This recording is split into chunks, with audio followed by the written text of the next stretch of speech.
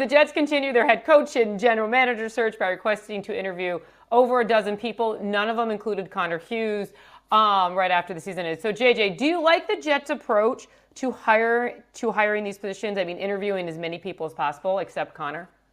Yeah, why not, Jeane? Listen, again, you have the longest drought in professional sports when it comes to not qualifying and making the postseason.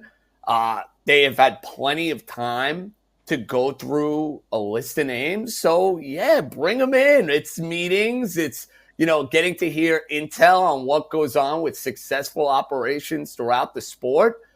I don't see what the downside would be. In a perfect world, you'd be able to go and identify a candidate and a target that you really want. And maybe that guy was Mike Vrabel, and maybe that went out the window once Jerome Mayo got fired. But I don't see a downside in bringing in as many GM and head coaching names as you want to throw out there. Connor, are the Jets viewed as a top landing spot compared to other teams? Because how many other positions are open right now?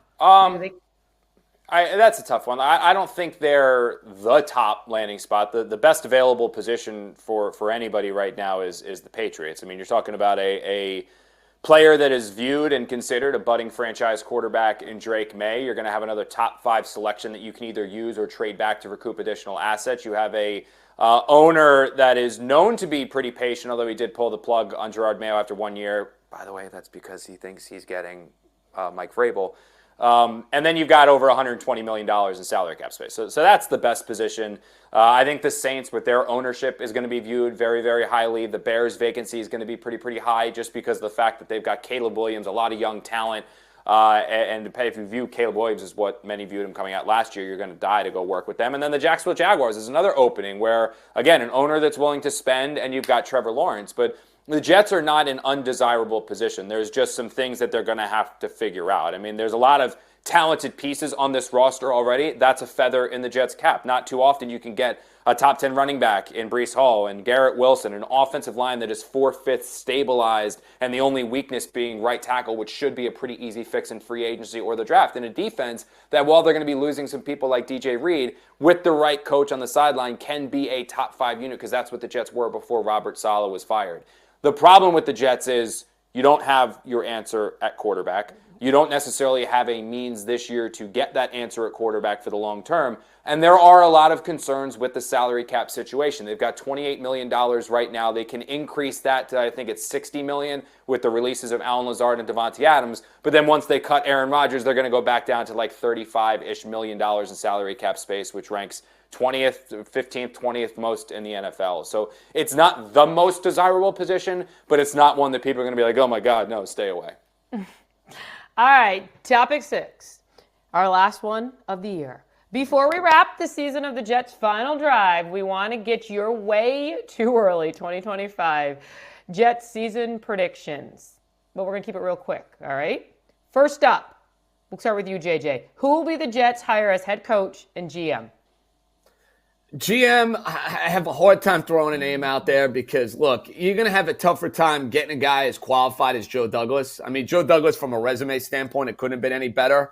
I'll say Ryan Grigson, who is a former GM with the Indianapolis Colts, whose resume looks a heck of a lot better looking at what the Colts have turned into over the last few years.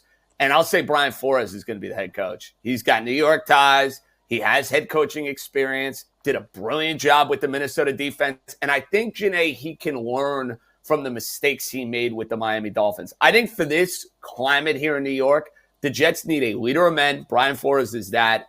And they need a program builder. He took over a tanking Miami Dolphin team. Second year, they won 10 games. I think Brian Flores deserves a second chance. I'll say he's the Jets' next head coach.